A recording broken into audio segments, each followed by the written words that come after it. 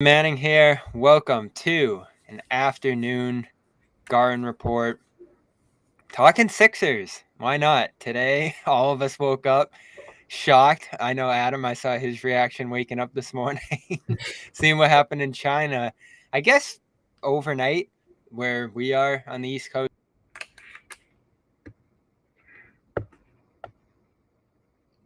He he basically went right at Daryl Morey and turned this trade request, which had kind of been sleepy and even going dormant, according to the recent reporting just before this. And then now it's on fire, heading into training camp next month. Adam Aaronson writes Ricky Sanchez Podcast, and we're going to have him on here for a minute. No better time than now, Adam, huh? Yeah, thanks for having me. So, what do you make of this? Where do things stand, you think, now that Harden pulled this card?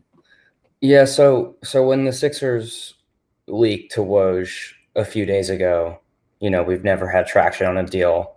We're going to go into training camp with Harden on the team. I expected that Harden would somehow try to escalate the situation. This was not exactly what I had in mind.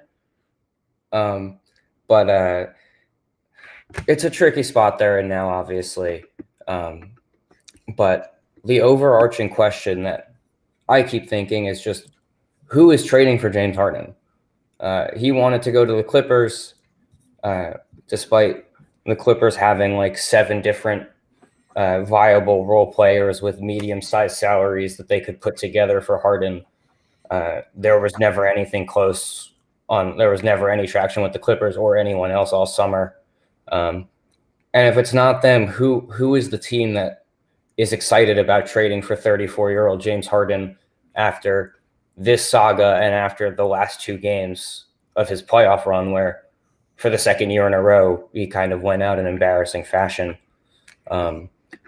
So I just don't know who actually makes sense. And I don't know if Harden understands that. I think he could still be kind of in the mindset that he was in when he was, one of the 5 best players in the NBA. But he's not that guy anymore, which he knows. But I don't think he's actually acting with that mindset. And I think he greatly misread what the market for him was going to be if he thought he could opt into that contract and then instantly be traded. That's just not the case. And I'll throw in the last 2 exits from his previous 2 teams, certainly. Yeah, it's the exact same playbook. So that adds to, I think, the hesitancy around the league to add him, plus the fact that you have to deal with his next contract negotiation a summer from now, and you can't sign an extension immediately if you trade for him. That's where the Clippers sat. So there's a lot of things working against him being traded at this point. But if we're going to take it a few steps back to where this stood a few weeks ago, or maybe a month ago now, where he opts in, they say, yeah, we'll, work with you on a trade here. And you also hear, if you do come back, though, if we run this whole team back, we're a championship contender. And I agree with what you said, that Harden's not that guy anymore. Like, he's at a different stage of his career. He's heading in the wrong direction as a player. I haven't been the biggest fan of Harden throughout his career for a number of different reasons. And I generally haven't been the biggest believer in this Philly core. I mean, I don't know what I picked the Celtics over in them in that series, probably like 5 or something. I think I might have even picked the sweep. And then he comes out with one of his better playoff games ever in game 1. So good. I think, what was it, the game 5, he had 40 as well? Games 1 and 4. So basically, games 1 and 4, he was like unbelievably good. Game 5, he was good. Every other game, 3-2 lead. Yeah, every other game of the series, he looked like one of the worst players in NBA history. Right. It was unbelievable. But if we're just talking about this team dynamic right now, and then you throw the Embiid injury that he was dealing with through that series too, they had Boston. They did. 3-2 lead, midway through game 6 as well. They're in a good spot.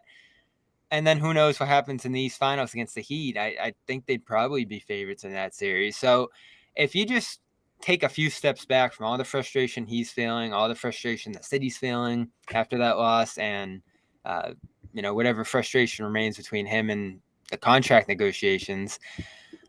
If they just run this back and see what happens after this year, it could go pretty well, I think. Like, they still have a really good team here. They have a pretty good coach coming in. I think things might be weird between Nurse and Harden, but I actually, looking at what they did last year, like this team a little bit more than I did going into the series between the Celtics and Philly, despite them losing it. And there's no situation for anyone involved here with a trade, I think, that makes any of their situations better, whether it's Morey, whether it's Embiid, whether it's Harden. Yeah, I mean, it was a really good team last year. Like you said, they almost took down a very good team, and they would have been favored against the Heat the same way the Celtics were. It's my main question is, what version of Harden is it? So, like, even if, let's say, Harden was happy to come back, he talked to the front office. He said, "Okay, I'll play out this 1 year on my player option, and we'll see what happens afterwards."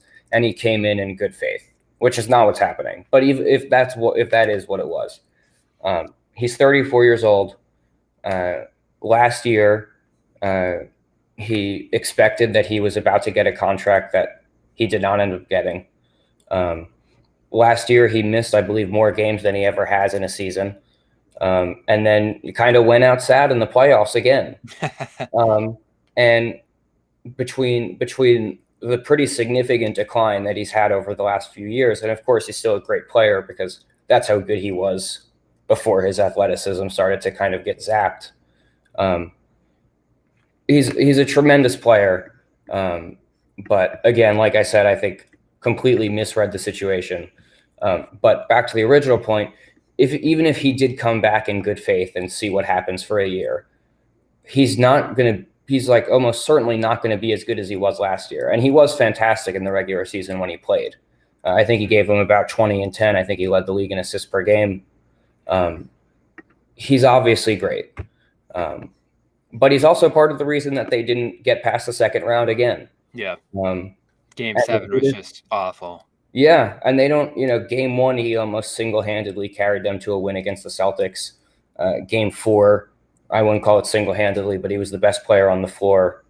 And yet, even with like those things going in his favor in the biggest spot, it became a disaster. And so even if he came back, like I said, and in good faith, I don't know why this team is any better than last year's team. Embiid is coming off a career season. It's always like, an MVP caliber year, averaging, 32, 33 a game, whatever it was, is not easily repeatable. PJ Tucker's turning 39. Tobias Harris, there's no reason to believe is at any point going to get better than where he is right now. Really, the only piece from last year's team where it's like reasonable to expect them to be better next season is Tyrese Maxey. But as good as he is, and he's a tremendous player, if you're asking him to be the second best guy on a team, you're just not real championship contenders. That's just at 22, 23 years old. That's just not a reasonable expectation for Maxey, who has shattered just about all expectations. But that, even for him, is just too lofty of a goal, I think. And so maybe this is more pessimistic than it needs to be, but my initial mindset is, well, if they came up short last year, what is putting them over what is getting them over that hump this year? With all due respect to 34-year-old Patrick Beverley and, to Mo Bamba, who's probably going to be their third string center, it doesn't seem to me like they added anything or we'll see enough internal improvement that gets them over the hump against a team like they always kind of view the Celtics as a measuring stick, I think, just because of how many times they've lost to the Celtics in the playoffs. And obviously the Celtics thing being spearheaded by Tatum is something that is always kind of a tough pill to swallow for people here. Yeah. And you throw into that the coach that I always wondered how he and Harden would mesh, given how Nurse wants his teams to play, the defense emphasis and all of that. would have been intrigued to see how that would go, those two paired together, because if we believe the reporting on Harden and Doc, Harden started turning his head sideways toward Doc at the end, and that's a big reason Doc's out of here. So for him to not be committed to the situation anymore after pulling those strings adds to, I think, the tension of the situation. Absolutely. I apologize cutting you off, but I just think that's a great point, because I think if it wasn't the biggest reason, James Harden's relationship with Doc was one of the biggest reasons that he was fired. Yeah. Doc Rivers is flawed. People here basically resented him from day one. And to be fair, he didn't really ever do or say much to endear himself to the fan base. He clearly has, tendencies that can be annoying to watch over the course of an 82-game season. But they did not lose those last, 6 quarters against the Celtics so dreadfully because of Doc Rivers. It was not because Doc Rivers early in the season liked Montrezl Harrell more than Paul Reed. And it's not because he didn't give Isaiah Joe a chance to be a rotation player. They lost because their players didn't play well enough. And I think people love in sports, especially fans, to say in any sport, oh, well, the coach or the manager, they got to can that guy and then things will make more sense. Because it's much easier to say that and be like, okay, one guy in, one guy out, than to be like, maybe this team is fundamentally flawed. Yeah. And there's a premium on stars too. That's the next. I just think that's where the Sixers are. I wonder if they knew if this is what was going to happen with Harden, if they still would have fired Doc. I think Nurse is a slight upgrade over Doc. I think most coaches don't have that much of an impact in the aggregate unless you're really, really good or really, really bad. And I think they're both kind of in that middle area. I think Nurse is probably slightly better, and I think it's good to get a new voice once every few years. So that's fine.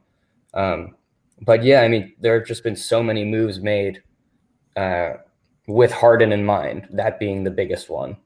And now he is adamant that he won't even show up to training camp. Well, you don't sound very optimistic about next year, and I'll take it another step here and ask probably the biggest question out of all of this. And I'd have to think he'll end up in camp because of the rule that, if he wants to get to free agency, he has to show up and blah, blah, blah, blah, blah. That's been discussed. Yeah.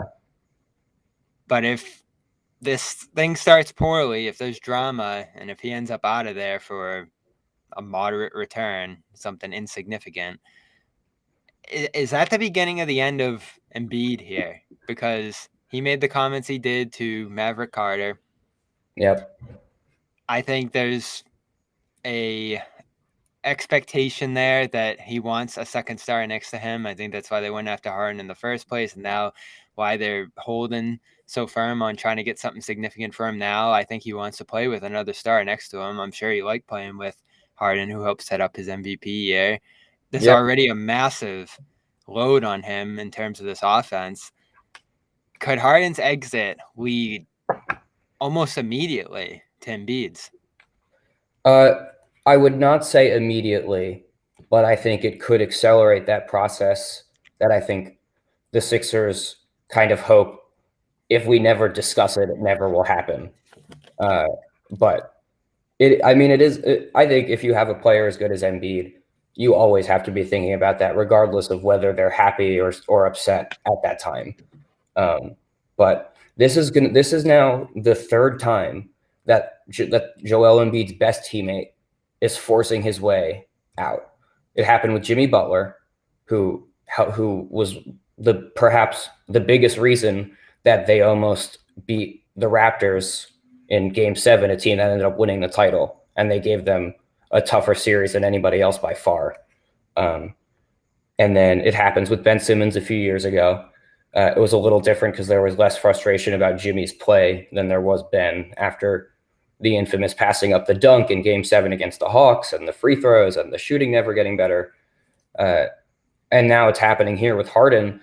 If in a span of 5 years or 4 years, 3 top 15 to 30 players at the time all don't want to be on the Sixers anymore, how much longer is Embiid going to want to be on the Sixers? And I also think, who here is like really enticing Embiid to stay? They don't really have. He has good relationships with some of his teammates, obviously, but all of the guys from the process are gone. The coaches that he had when he was a younger player are gone. The front office is gone. It's just a group of people that he doesn't have as much of an emotional attachment towards. And so I'm not saying Embiid is definitely going to request a trade, but I think it's totally on the table as soon as next summer if they don't like really figure out the right plan here. And I don't know what that plan is, because I think the best version of the team next year is if Harden came back. And I also think if Harden came back, I don't think they would get to where they need to be.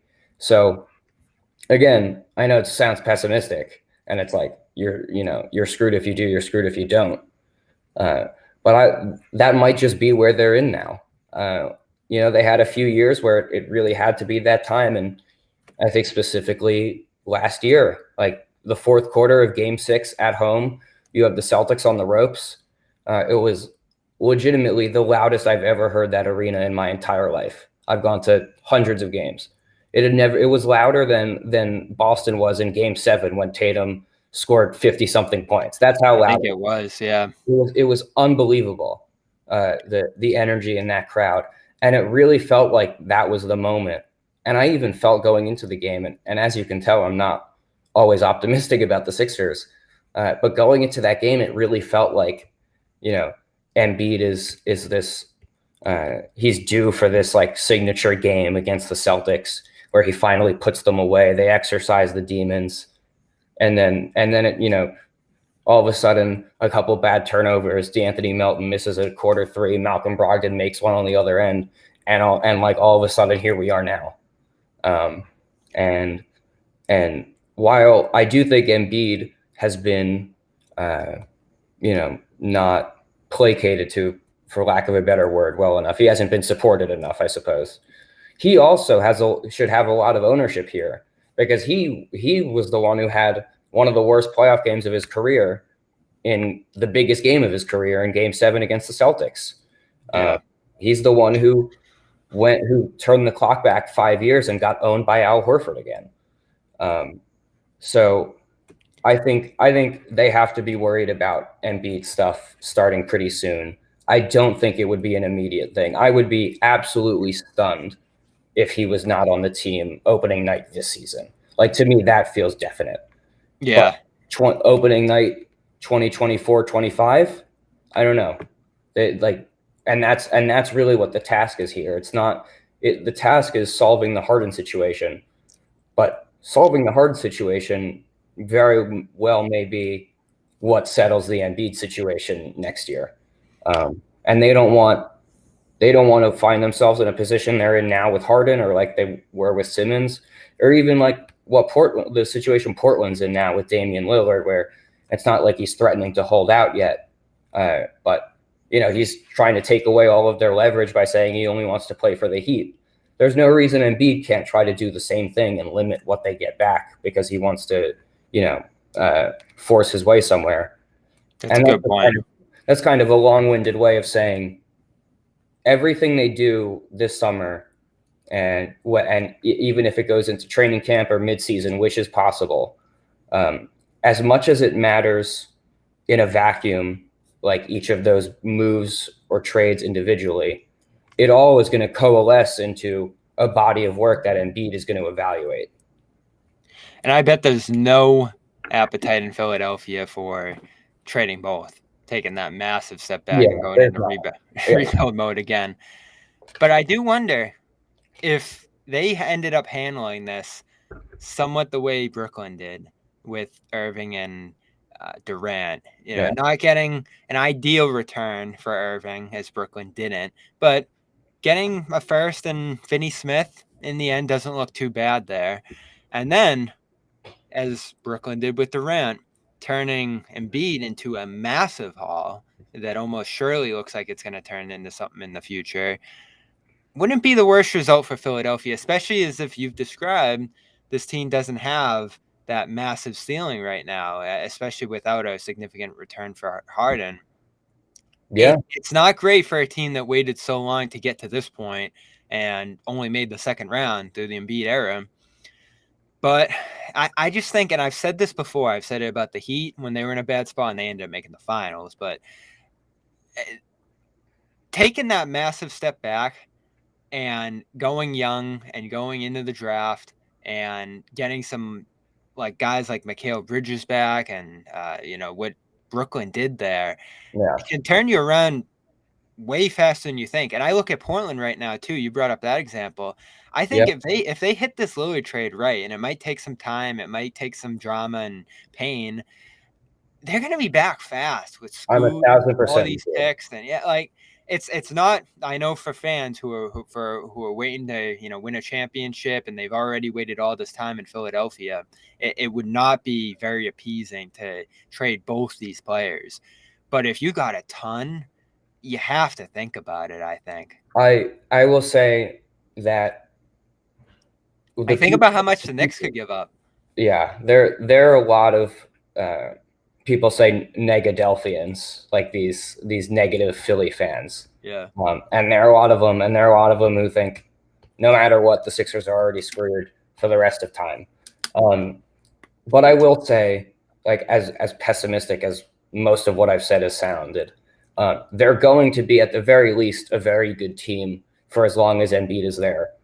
If they trade him, if at some point he forces himself out, if that's in a few years from now, let's say, and that happens, as long as they don't, bungle that trade to the level that like Houston did when they traded Harden, and instead of flipping Jared Allen for like a late first round pick and the main player they got back being Victor Oladipo on an expiring deal who they never flipped and then left. They can put themselves in a really good spot to kickstart a rebuild. The same way, like you said, like Portland, obviously you want to always have a player as good as Damian Lillard on your team. But if they can flip him for like really good young players and picks with Anthony Simons, with Scoot Henderson, with Shaedon Sharpe, like you said, they can turn things around pretty quickly. And I think that sentiment almost always applies if you have somebody as good as Embiid is. And again, he's good enough that I think trading him should pretty much always be the absolute last resort. But sometimes you have to be honest with yourself that point has come. And I don't think it has. I definitely don't think that point is now. I'm not sure that point is next year. I don't know exactly when that's going to come, but it's possible. Because they've been, as far as the long-term outlook, if you just look at like the value of their collection of players and draft picks and financial situation, like their long-term outlook has been trending downward like every year for a while. And some of that has been by design because it increases their short-term potential, which is the kind of risk you take at some point. But like you said, at some point it's something you have to think about. Again, with Embiid, he's good enough that, I mean, he's the reigning MVP. So you never want to voluntarily be moving someone that good. Right.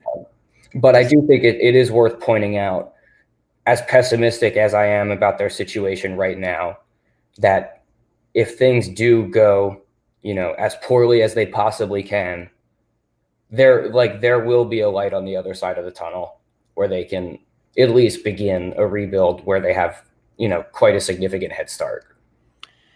Yeah, and it won't be Morey making the call on Embiid, because I think that's the end of him too. Like, he has to make this score work, which complicates it.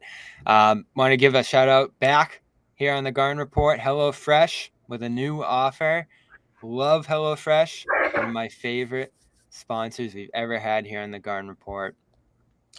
Just a great way to, and I love cooking to begin with, but if you don't, they make it easy, they make it manageable, and they make it fresh, hence the name. HelloFresh, heading in the fall, is here to help you plan for a busy season for everybody with tasty dishes delivered to your door. Simply choose your recipes, pick your delivery date. There's so much flexibility with HelloFresh, and then lay back and enjoy the last days of good weather and banish the end of summer blues with HelloFresh. Variety. There's a ton of variety here. You can customize your orders. You can pick what you want. There's a bunch of different themes for plans. I'm big on the fish. And all you need is 15 minutes, and you'll be enjoying a tasty, satisfying meal made in your own kitchen. It's great. Prepackaged ingredients, instructions that make it easy, laid out on these placards that they send you. It's all just pre-portioned and ready to go. You just got to follow the instructions and dinner is done. Plus, it's 25% cheaper than takeout and grocery store shopping too. Going out to eat's insane now as well. Like, I can't spend less than $30 going out for a meal. So HelloFresh is the way to go. Love it. Tastes great. Ton of options. So go check out what they have to offer over there. HelloFresh.com/CLNS50 is going to give you 50% off and free shipping when you head over there. That's HelloFresh.com/CLNS50. Make sure you go and use that. Of course, HelloFresh is America's #1 meal kit. HelloFresh.com/CLNS50. One last thing on the Harden stuff, Adam. Yep. Is there a sleeper team out there? Obviously, he's focused on the Clippers. They're going to do whatever they can to get the best return. Is there one team out there you're thinking of as you look around, possible packages, possible players, even teams that you think would want to make that 1 year leap on Harden to go all in on next year and then figure it out from there? Like, is there something out there that you can find? There is. One team that I just haven't, there were like very brief and quiet rumors about, never really turned into anything major, but it always felt interesting to me. And this is going to sound insane given what's on their roster right now, but the Suns could do something that it would be the framework would be Ayton, and I believe it's right. If this were to happen before the season, it would have to be Ayton. This is the one. And Ish Wainwright. Those players make it work salary wise. Now, of course, the Sixers are not interested in taking DeAndre Ayton. That does not make sense. So it'd have to be at least a 3-team deal, if not a 4-team deal, where the Suns are essentially trading Ayton for Harden, and the Sixers are then trading Ayton to someone, somebody else who's then giving them assets. I don't know if it's going to happen. It's hard to do. It would be much easier to do mid-season just because the Suns have signed so many free agent minimum contracts that almost none of their roster can be moved until December 15th. Yeah. It's almost outrageous how what their cap sheet looks like right now. If you look at it, it's really unbelievable. And so I don't know who that Ayton team would be, but like I was saying earlier, it's so hard to think about which teams would have interests in Harden beyond the Clippers. DeAndre Ayton, say what you want about him, but he's a good player and he's very young still, and he has 4 years left on his contract. I think he's an asset, not a huge one, but I think he is. I am not an Ayton guy relative to many, but it is much easier to figure out possible trade destinations for a 24, 25-year-old productive player than it is for a 34-year-old declining, injury-prone James Harden who is trying to force a trade for the third time in 4 years. Right, and you could almost hold the line with that. You empower Maxey. You start to get into the defense. You want to play with Nurse. Maybe I don't think it's an ideal fit, but in the meantime, if you're trying to figure out something with Ayton, maybe Ayton and Embiid can play together and you play big like a lot of the league's starting to here.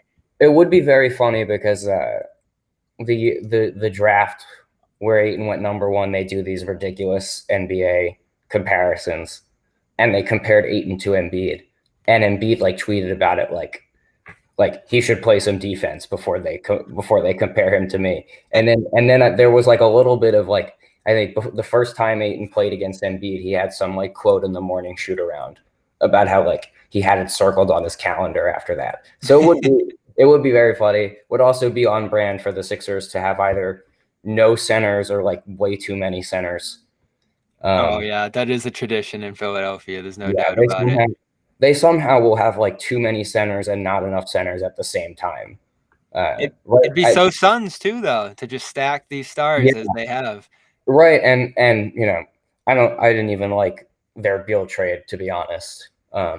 Though I'm like a huge Chris Paul fan, so already their whole offseason is suspect to me. But that is the one where, like, if you told me Harden gets traded between now and opening night and it's not the Clippers, and I had to guess who it was, that would be my guess, as insane as it sounds.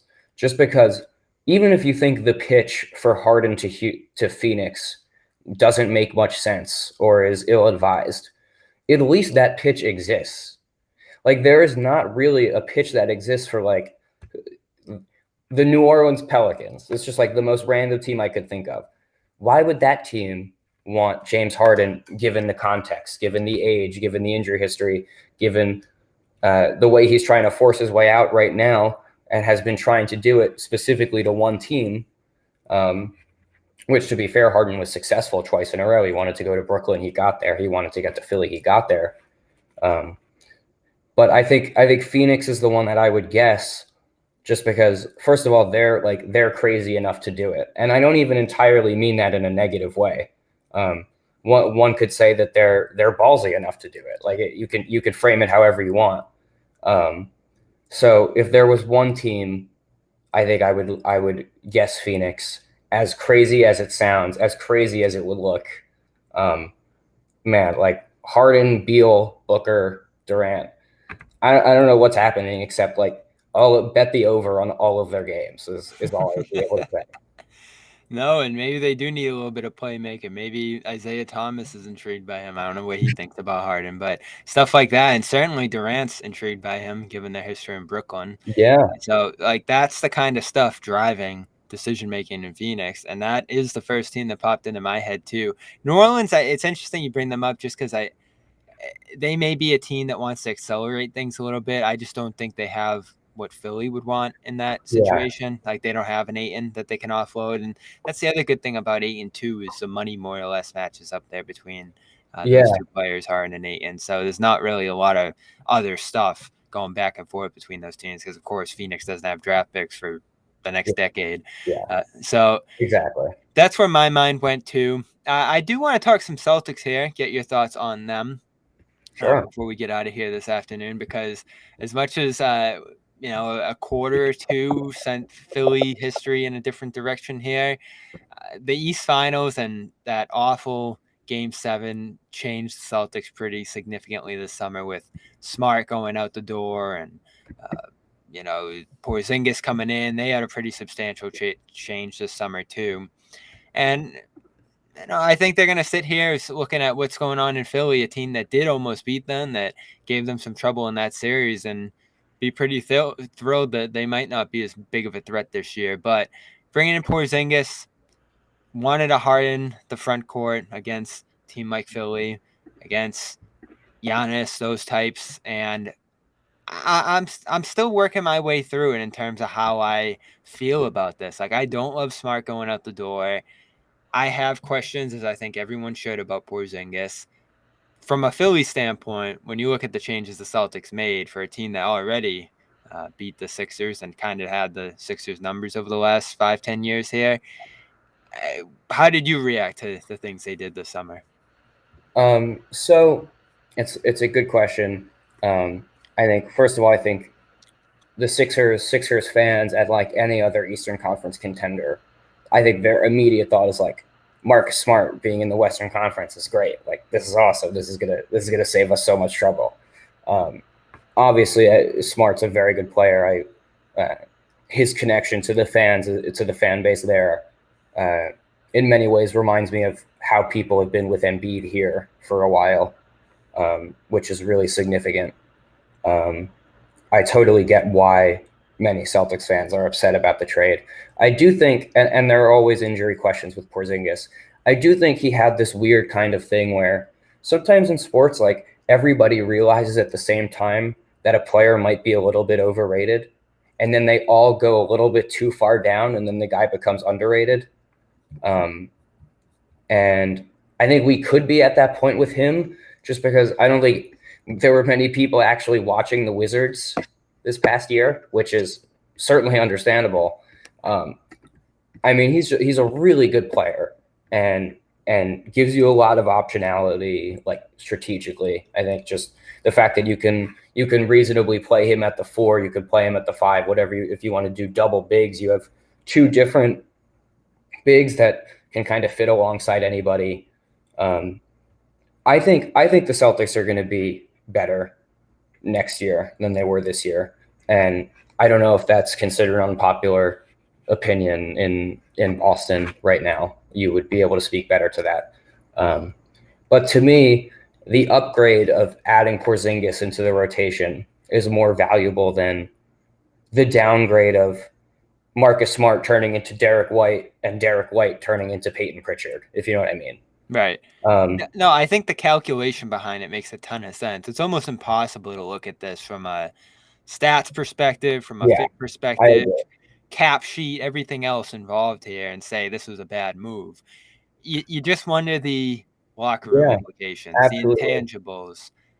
Even with Porzingis, and this is a big question I had for you because I haven't looked too deep into it, but it's something I've heard about. How has he fared against Embiid? You know, that caliber of a center here, because I love Porzingis in a drop position in terms of covering space and, you know, working within a team construct defensively. But there is sort of a brute force defensively when it comes to Grant's ability to guard an Embiid type, when it came to Grant and Smart even guarding the Giannis's of the world, that I think you do lose a little bit with Porzingis because, yes, he's 7'3", he's got all the length in the world. But I have to imagine Embiid was able to just power through him a lot of the time. Yeah, they haven't matched up, at least to my memory, as often as you would guess, considering how long they've been playing by now. But Embiid sometimes has struggled against guys who just have like insane length. And it's weird because like someone like Robert Williams has not given him a ton of trouble one-on-one. Because he can go through him. Right. Because Embiid early on in his career, part of the appeal was like he's doing Euro steps around people. He's so bouncy, like he's hitting jumpers, blah, blah, blah. And then what turned him into a back-to-back scoring champion and MVP is that he has this insane strike advantage against almost any player in the NBA. And Porzingis is included in that. So I think Porzingis, it does give them an option. And I really like having the option to throw different bodies at someone. And actually before a Sixers Celtics regular season game, actually, I asked Mazzulla in his pregame press conference. I asked him. I'm sure he gave you a great answer. yeah, he really elaborated a lot. It's great. But I basically asked him how much he values the fact that they had Smart, White, and Brogdon all as guys who they could, you know, credibly play as Harden defenders, even though Harden went on to cook Brogdon in the playoffs.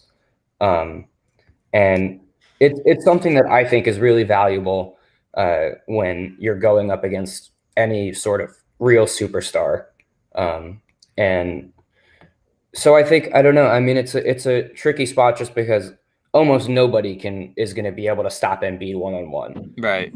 And as we saw recently, one of the only people who still can do it somehow is Al Horford, which is just incredible. He's still in Boston, which I think is big. Yeah. At $10 million now. Yeah, and that's such a value contract now, which is like a thing that I think people have completely glossed over. I'm sure you've talked about it, but my general point is Embiid, for the most part, like when you look at the guys who have guarded him the best, it's not these like incredibly strong players or insanely long players. It's like veteran types with really good timing who aren't falling for all of Embiid's fakes, who know how to defend and contest without fouling. And the first 2 guys that come to mind as guys who have stifled Embiid in the past are Horford and Marc Gasol. And I don't view Porzingis as that same sort of archetype of one-on-one defender. I think he's much more valuable as like a weak side shot blocker in the way that Rob Williams probably is too. But it can never hurt to have a legit 7-3 player on the floor, offensively and defensively. And what I've liked about the Celtics teams most in recent years, and why I really thought they were going to beat Golden State in the finals a couple of years ago and really like believed in that team the whole way, was because there are so many different looks that they can throw at you. You know, like they can be a small team with Tatum at the 4 and Porzingis at the 5 now. You know, they swung the series last year going to a double big starting lineup. Like they could run lineups with ridiculous spacing. They could run lineups with ridiculous switchability.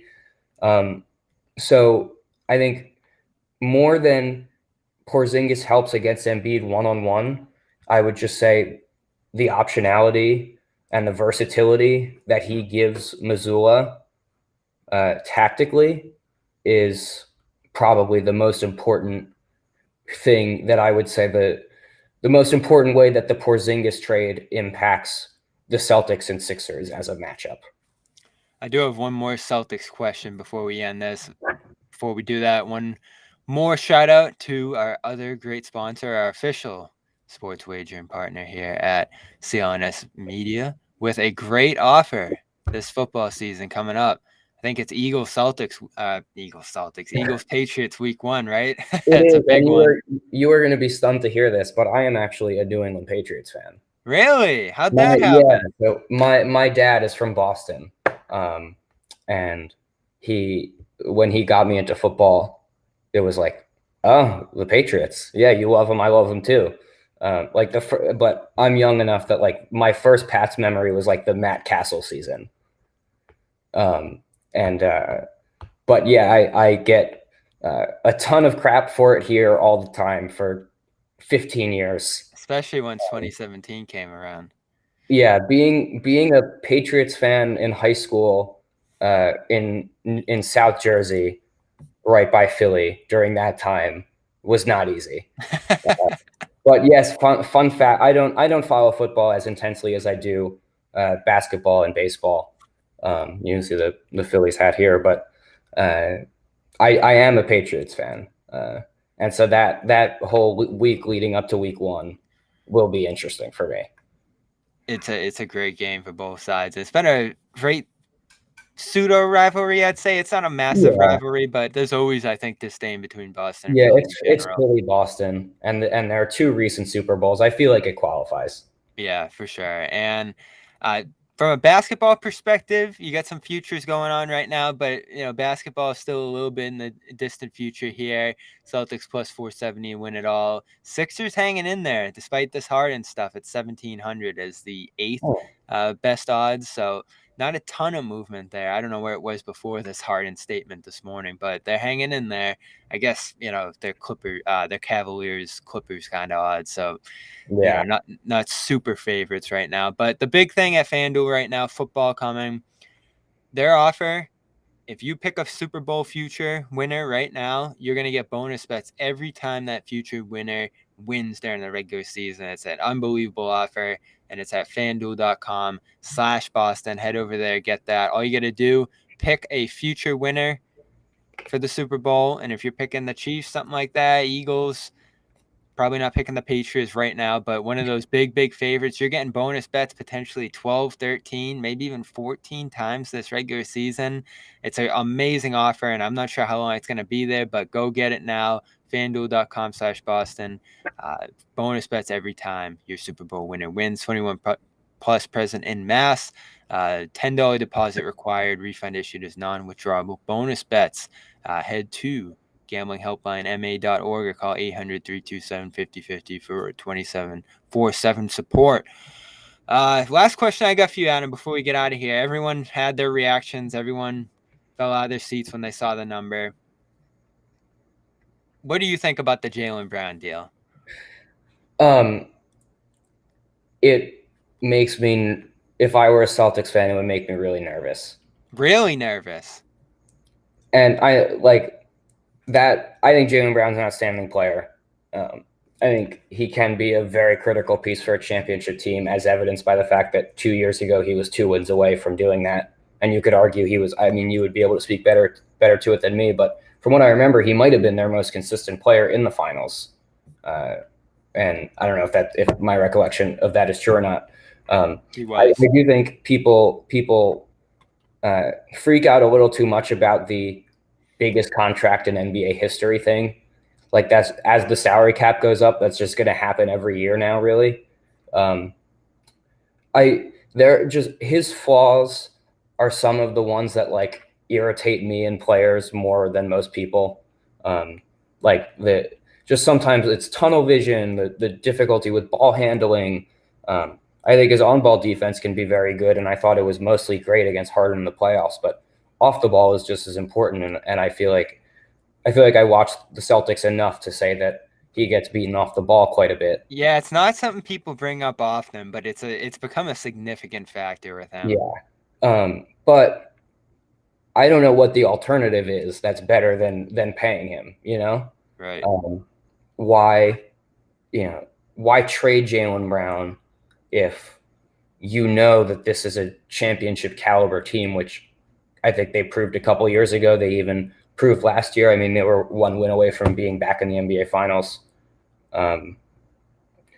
So my reaction to it is a little bit of like, oh boy, that's like a ton of money for someone with a few really noteworthy weaknesses.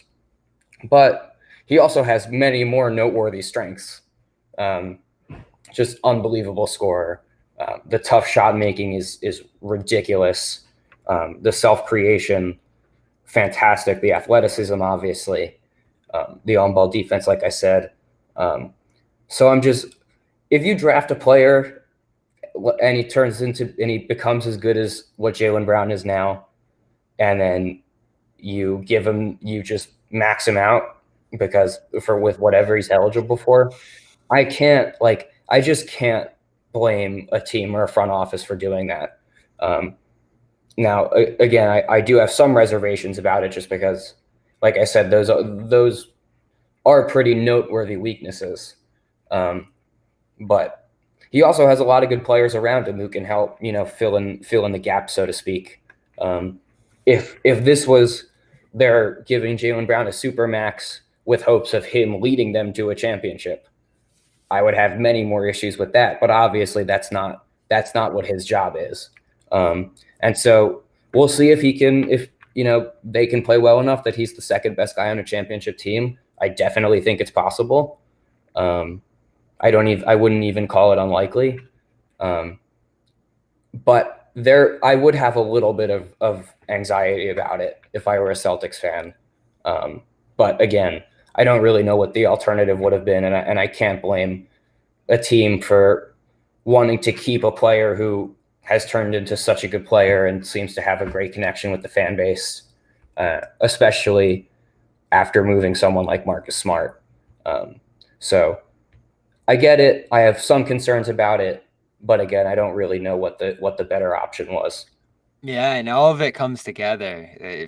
Everything we've talked about here, like their shakeup was moving Smart. It could have been moving Brown, but they chose Smart, and we'll see what kind of impact that makes intangibly and from a leadership and even on-floor perspective. Like I do think them not having to throw the ball to Smart late in the shot clock when they key in on Brown and Tatum, that could make a difference here. And, to your point, if you want to keep them, which they should, I think there's a lot of reasons you would want to keep them. And there's something to being in that mix every year. And these two allow them to be right in that mix every year. You keep that for the next couple of years and see how it goes. So I think that's a strong argument in favor of it. The argument against it, and this is one I strongly acknowledge, and I think this summer I did think about moving Brown. I don't want to say more than I ever did before because I was pretty intrigued by the Durant possibility too. Yeah. But again, my mind went there again this summer just because this team's weakness and maybe even its fatal flaw is the ball handling dynamic. And Tatum's gotten better at it, still not amazing. Brown probably went in a wrong direction there this year. And to add a third point to this, which is where I have some pause about the Porzingis move too. I don't see how he helps necessarily here. Yeah. And so, they do have the players in place to compensate a little bit. Smart, I think, did. White does. Horford, they have some good playmaking bigs, and Porzingis has shown flashes of that too. But when you do commit $50 million to a guy like Brown, like, is White going to be here in a few years? Is Porzingis even going to be here in a year or two? It just centers right, and that's the weight of the playmaking weight, everything on Brown and Tatum going forward. Yeah, and I should have also brought up the financial ramifications of it. Because they're gonna be over the second apron pretty much every year for as long as this run is going. And I don't see that as a big, is that a big deal to you? I know that's something Philly's gonna have to consider too. So to me, it's a big deal if you know deep down that you're not good enough. If you have a team that definitively can make a run, and I would call this team one that can definitively make a run, given they went to the finals, they were a win away from the finals, and over the last 2 years. Then I think it's something that's worth doing. It does make roster building tremendously difficult. You can't take in any extra money in trades. You can't sign buyout guys. You can even have your draft picks move to the end of the round if you violate certain financial thresholds multiple years in a row. There are a lot of really difficult ramifications. The NBA's goal was to stop these Warriors style super teams, and they did a hell of a job coming up with ways to prevent it. But then two teams in the Celtics and the Suns did make big threes right after, so it's interesting if you went in the other direction. Yeah, and it very well could be that in a few years we look back and there was a market inefficiency on stars right around now because everybody maybe panicked a little too much about the second apron. Yeah. Time will tell. But again, as there are concerns that I have about it, but how can you draft a guy and who becomes as good as Jalen Brown and then you don't want to bring him back? It just I can't really criticize the front office for bringing back a homegrown guy who's become, he's super max eligible because he was an all NBA player. No, and that's probably the tool you needed to keep him, prevent him from going to free agency, given the other extension rules there. So I'm in that boat. You have some nervousness about it after the last couple of years and how they ended, but you were still so close that you do want to stay in that conversation. He's Adam Aaronson. Great to finally have you on here, Adam. I still can't get over waking up this morning and just seeing that tweet. It really was something. Because ever since this Harden thing, anytime I sleep in, I'm like, oh, it's one of the most shocking quotes to just have laid out in front of you'll ever see. I'm like, oh my God, I probably missed the Harden trade. And then I look. But it's so him too. Remember him sitting at the podium in Houston just being like, this situation's crazy. I'm done. He's so frank about it. It's very funny because Harden, in the aftermath of the Houston thing, in the aftermath of the Brooklyn thing, it's like, oh, I would never intentionally try to tank my value to a team and get them to trade me and show up in bad faith and cause trouble. And then when rumors started going around about the Sixers not trading Harden, then people were like, oh, you might want to remember what Harden did in Houston and what Harden did in Brooklyn. And it's a funny dichotomy to me that at certain points that's what it was, and at certain points it's not what it was. And who's chiming in his defense today? Kyrie Irving. Yeah, great. That's exactly what I needed was Kyrie Irving's input on this. But just because it wasn't already crazy enough. Rights to Ricky Sanchez is where you can listen to and read Adam, and you can follow him on Twitter at SixersAdam. Like I said, great meeting you this year. Great having you on here, and I'm sure we'll talk again, and we'll be looking out for your reaction over on that side as well. Adam, thanks for stepping in here today. Thank you. And everybody else, of course, go support HelloFresh. The new code, HelloFresh.com/CLNS50. Go check that out. Go support them. And, of course, FanDuel.com Boston. Some reaction coming up right over on the Patriots channel right now. Patriots Press Pass, 6 o'clock, just a few minutes from now. They're going to be reacting live to the Ezekiel Elliott signing. So go check that out right now. It's about to get started within minutes. And we'll talk to you again later this week when the NBA schedule comes out. Can't wait for that. See you guys then.